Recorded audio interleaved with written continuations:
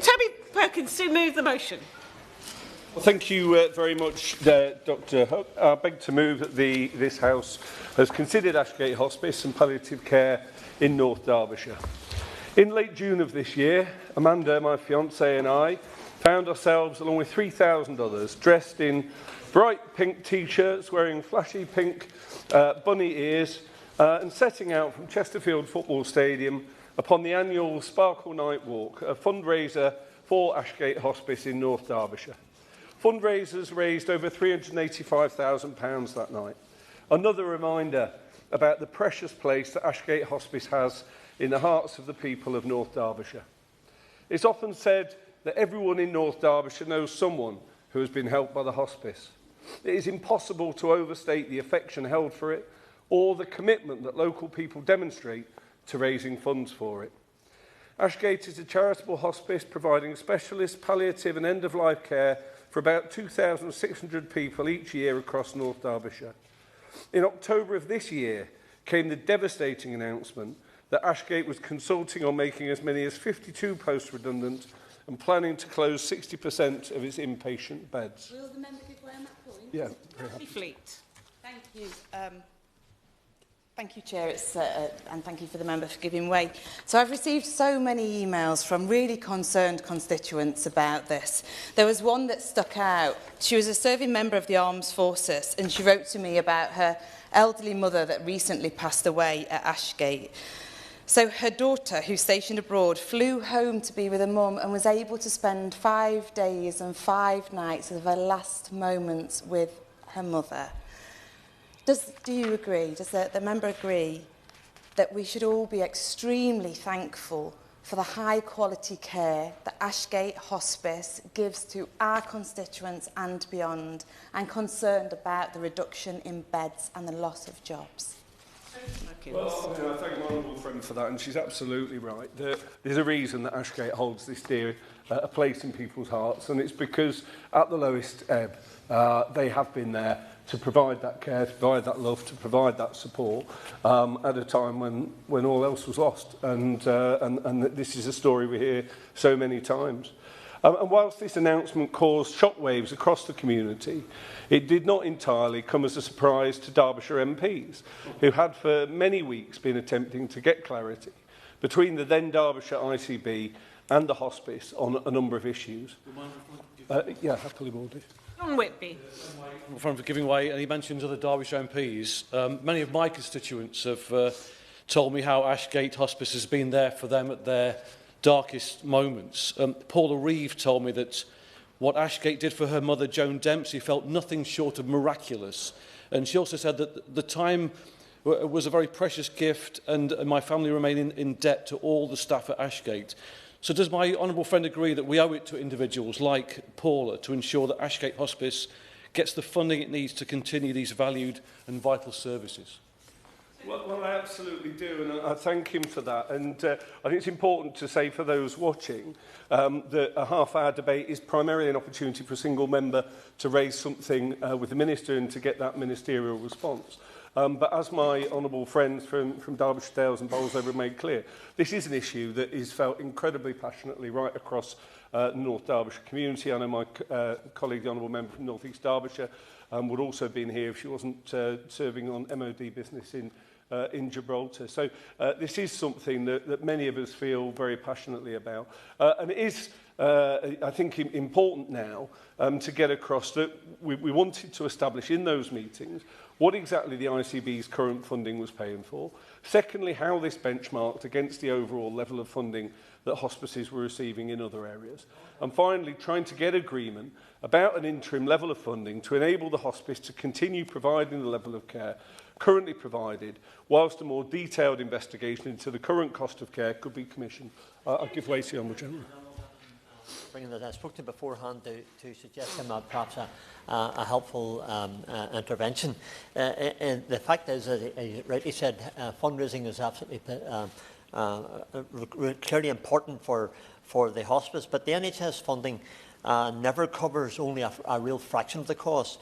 There are 4 distinct hospices in Northern Ireland which provide instrumental support in terms of end-of-life care for those that require it. But does the honourable member agree that there must be a national minimum NH funding level for hospice care to ensure that services across this whole nation are not depleting as a result of lack of funding? Well, yeah, I do absolutely agree with the Honourable Gentleman.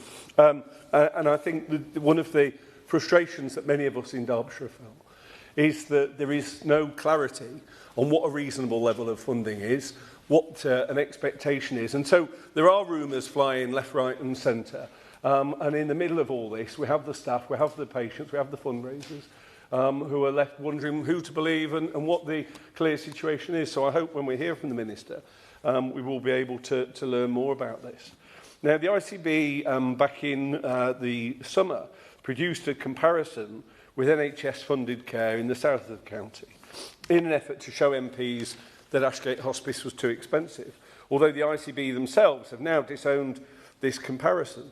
So after several months of pretty unsatisfactory discussions, at which the two sides never even really reached a settled position on what was currently being spent, the move from Derbyshire to a three-county ICB model saw a sudden withdrawal by the ICB from any suggestion of interim funding, forcing the hospice to go ahead with plans to make redundancies. Now, hospices receive an average of just a third of their funding from government via the NHS and are reliant upon fundraising for the rest.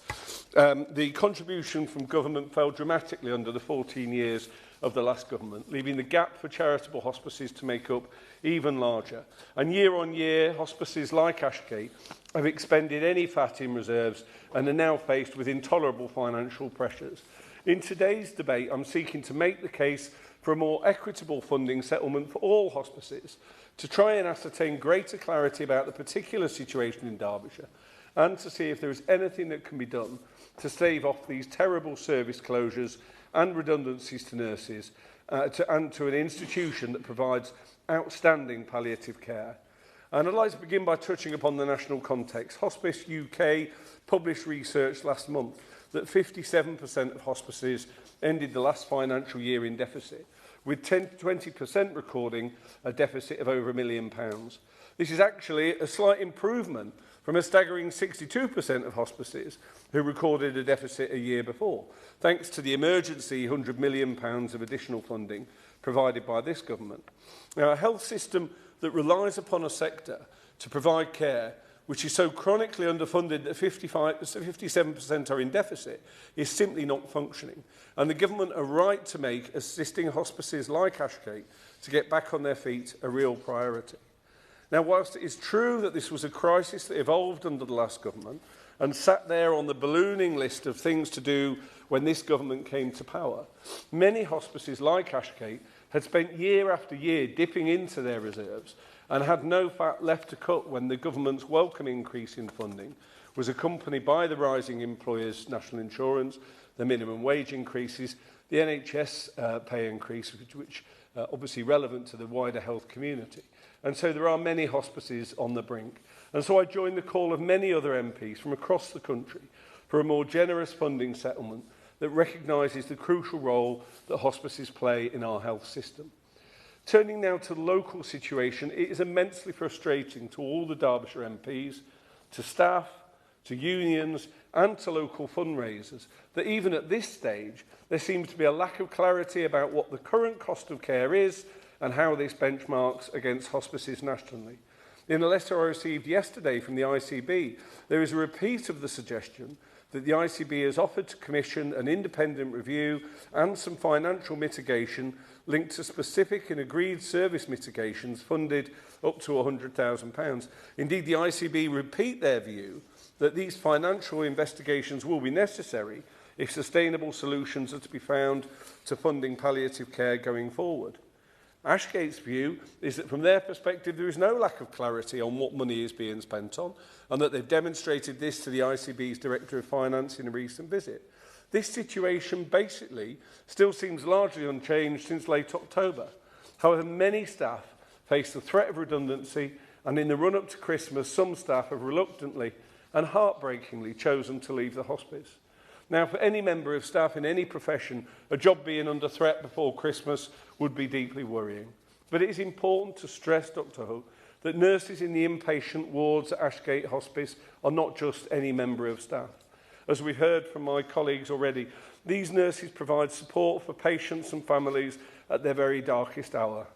When all else is lost and all that remains is the comfort provided from knowing that a dying loved one is comfortable and cared for in a beautiful, high quality and caring environment. The emotional strain on these nurses is huge, and the public empathy and affection for them is widely felt. Their professionalism and compassion is renowned, and the effect on them of these threatened job cuts has been devastating. To many, it is the inpatient wards that, while seeing far fewer patients than the outpatient and at-home services, are seen as the front door of Ashgate Hospice. And it is these services that have faced the biggest cuts, with a plan to reduce palliative care beds from 15 to 6. In response, there has been an outpouring of support for Ashgate Hospice from the community. Nearly £250,000 were raised in just 2 weeks, including an incredible £50,000 from the owner of a Chesterfield-based business, Peter Kelsey. These funds will allow the hospice to keep open 2 additional beds for another 6 months, caring for perhaps another 25 patients near the end of their lives. Hundreds of my constituents have contacted me, as they have to my colleagues, to voice their concerns about the situation at Ashgate Hospice. And I know many have also written directly to the ICB to make the case. Whilst the claims and the counterclaims, there is now widespread distrust that urgently needs clearing up. The ICB continue to imply that Ashgate services are too expensive, although there has been no formal update from the Director of Finance's visit to the hospice on the 1st of December. Staff and unions have been left confused and concerned by the implication that the finances are not straightforward, and remain frustrated through this process and have questions about whether every step has been taken to reduce costs. Ashgate have been alarmed at communications coming out from the ICB, which they believe undermine their reputation for professionalism and financial prudence. If trust in Ashgate's ability to run their operations is diminished, it will have grave consequences for future fundraising. Yet what is not in question is that the care that Ashgate provides is outstanding, and that as of this new year, dozens of North Derbyshire's most gravely ill patients that would previously have been able to obtain a bed at Ashgate will now die either at home, in less comfort, and with family members put in intolerable situations, or in an acute bed in the local hospital sector, quite possibly at greater cost and in less comfort than was the case last year. I want all of my constituents to receive the best end-of-life care possible, and so it's hugely disappointing that palliative care patients in North Derbyshire will lose access to these beds, and that nurses at the hospice will be worrying if they still have a job. I wanted to shed light on this distressing and unacceptable situation of service cuts and redundancies at Ashgate Hospice, and I'm seeking further clarity and transparency on the funding situation for palliative care in Derbyshire, and to see if there is anything that can be done to hold at bay cuts to services at Ashgate. Whilst charitable income will always play a vital role in hospice care, allowing hospices to deliver holistic care that goes way beyond NHS provision, hospices need fair and consistent government funding. This funding needs to be transparent and clearly linked to contracts, and crucially it must reflect local need. Whether you live in Chesterfield or across the wider North Derbyshire or elsewhere in the country, you and your family should have access to quality palliative care when you need it most. Therefore, I would appreciate hearing the Minister's response on several points. Firstly, will he join me in lamenting the devastating cuts at Ashgate Hospice? And does he agree that this situation of reducing inpatient palliative care services in North Derbyshire is unacceptable? Will he or his office intervene to ensure that Ashgate and the ICB come to a transparent, agreed position on the current funding situation and how that compares with national expectations on funding of palliative care? More broadly, will he set out the government's plans to ensure sufficient and sustainable funding for hospices going forward? Is he able to confirm whether he has any concerns about the cost of care at Ashgate Hospice? And if not, can he get this on the public record so that people across North Derbyshire can be confident that their hard-earned fundraising is being prudently spent? does my honourable friend agree that 6 months after the beginning of these discussions, it's completely unacceptable that there is still a lack of agreement about exactly how much is being spent on care by the ICB and how much of the commissioned care the ICB is funding? Can he do anything to provide this clarity? Since 1988, Ashgate Hospice has provided exemplary care to thousands of dying North Derbyshire patients. It must go on. Its nurses deserve better than to lose their jobs, worrying if something else could have been done. I implore the Minister to ensure the hospice sector is given the support it needs to play its crucial role, and locally, in North Derbyshire, to ensure that every avenue to save jobs and beds at this wonderful institution is explored. Thank you. This House has considered Ashgate Hospice and palliative care in North Derbyshire. I call Health Minister Stephen Kinnock. Thank you very much indeed, Dr Huckin. It's a real pleasure to serve under your chairship, and I'd really like to thank my honourable friend, the member for Chesterfield, for bringing this vitally important matter forward. This year I've seen firsthand what a vital role hospices play in our communities. At the Wigan and Lee Hospice, the Noah's Ark Children's Hospice in Barnet, and at Catherine's House Hospice in Staffordshire. So I completely understand why he speaks so passionately about Ashgate. And I want to take a moment to thank everyone working or volunteering in the hospice care sector over Christmas, especially those who are spending Christmas Day away from their own families, just to bring a bit of joy to the people that they care for. Madam Chair, this government wants a society where every person receives high-quality, compassionate care from diagnosis through to end of life. Hospices and the wider palliative and end-of-life care services will play a key part in our efforts to shift more care out of hospitals and into the community. But we inherited a palliative and end-of-life care system under pressure, and we absolutely recognise the financial challenges hospices are facing from rising costs and reduced charitable income. Let me begin by echoing what my honourable friend, the member for Chesterfield, said, and commending his constituents who came together to give their time, effort and money into fundraising. The fact that this managed to save 2 beds from closing shows how important Ashgate is to the wider community, even if challenges still clearly remain. Most hospices are charitable, independent organisations which receive some statutory funding for providing NHS services. The amount of funding each charitable hospice receives varies both within and between ICB areas. This variation can often be explained by the demand in that area, but also by the totality and the type of provision from both NHS and non-NHS services, including charitable hospices within each ICB area. While the majority of palliative and end-of-life care is provided by NHS staff and services, of course, voluntary sector organisations play a vital part supporting people at the end of life. And that is why, a year ago, almost to the day, we announced a £100 million capital funding boost for adult and children's hospices to ensure they have the best physical environment for care. Ashgate Hospice is receiving over £845,000 of this money over the 2 years of funding, and Blythe House Hospice, another hospice service provider in North Derbyshire, is receiving just under £160,000. Madam Chair, this is a once-in-a-generation investment into hospices in England that will guarantee future savings by making them more sustainable, fixing drafty windows, repairing old boilers, installing solar panels, fixing the roof, etc. We are also providing £26 million in revenue funding to support children and young people's hospices that serve North Derbyshire. This year, Bluebell Wood Children's Hospice is receiving £986,000, and Rainbow's Hospice for Children and Young People is receiving £1,462,000.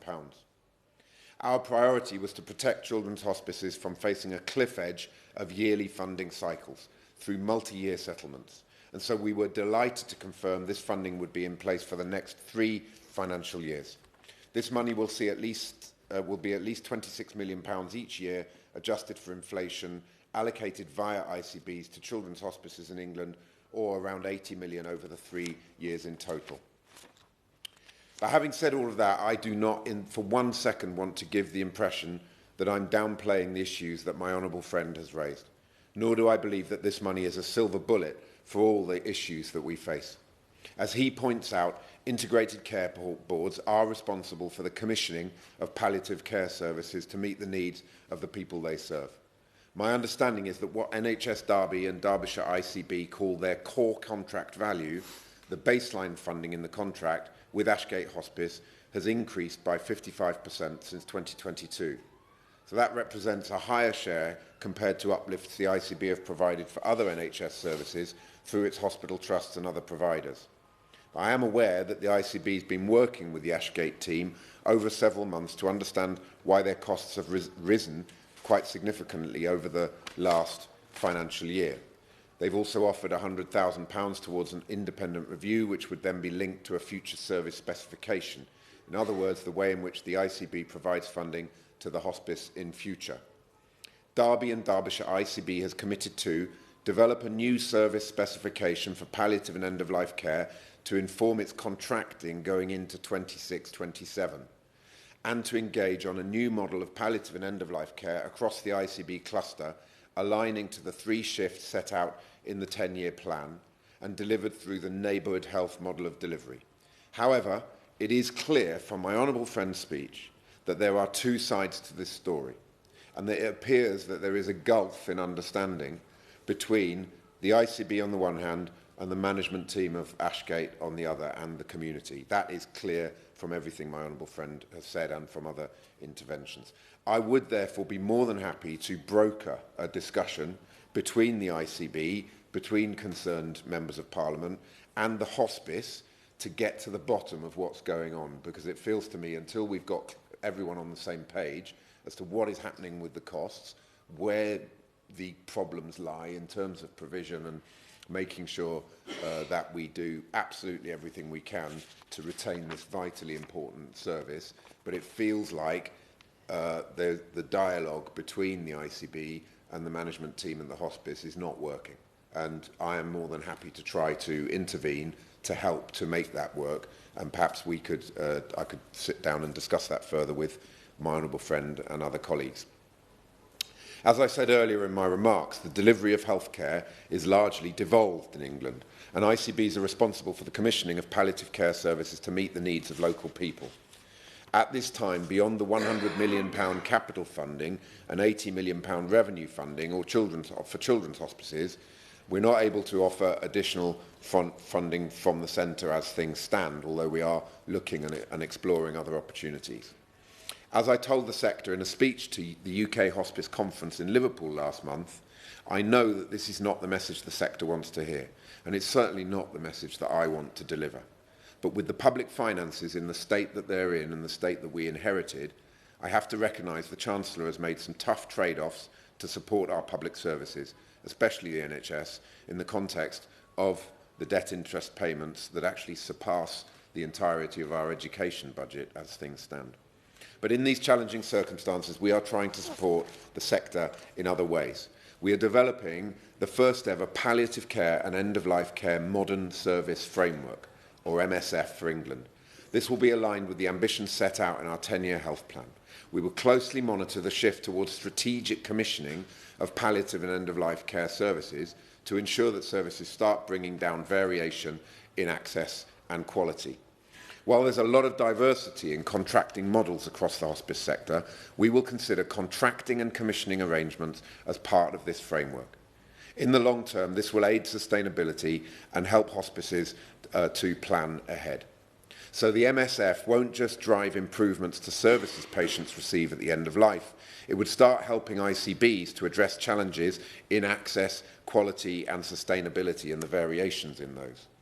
In addition, further support is being provided to ICBs through the recent publication of NHS England's Strategic Commissioning Framework and Medium-Term Planning Guidance, which sets out in black and white how ICBs should understand current and projected demand on services and associated costs, creating an overall plan to more effectively meet these needs through neighbourhood health. The medium-term planning guidance acknowledges the importance of high-quality palliative and end-of-life care.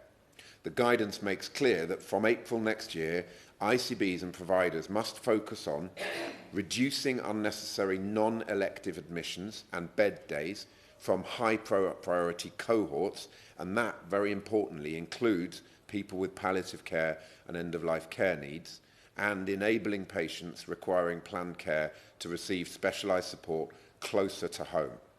That is going to be at the heart of the neighbourhood health service that we're looking to build, and I think it's important to emphasise that this cohort of people reaching the end of life is a prioritised cohort within the framework of the shift to a neighbourhood health model.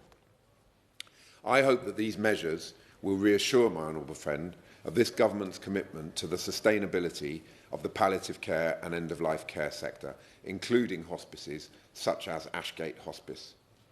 We will continue to work with NHS England in supporting ICBs to effectively commission the palliative care and end-of-life care that is needed by their local populations.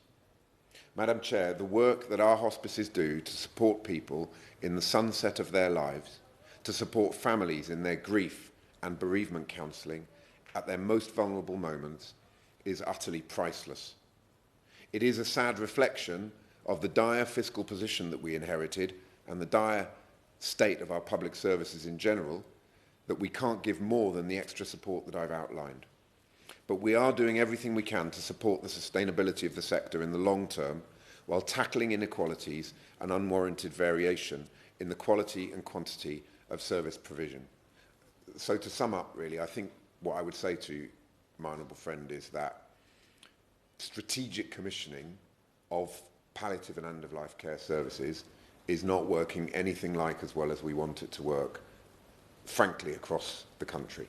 And it is clear that where those gaps in the ICB's understanding of the totality of the health and care needs of their population and the partners and stakeholders that they have in their ICB area to actually meet those needs, that process is not working as well as it needs to.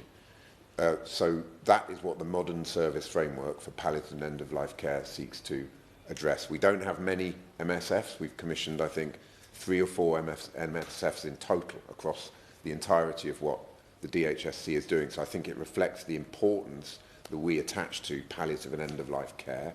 We have also prioritised in the medium-term planning guidance that palliative and end-of-life care cohort is going to be a top priority for our neighbourhood health strategy and that shift from hospital to community. So that's what's happening at the strategic level. But I understand that what really matters as well is at the constituency level what's really happening for his community and these really worrying issues around Ashgate Hospital.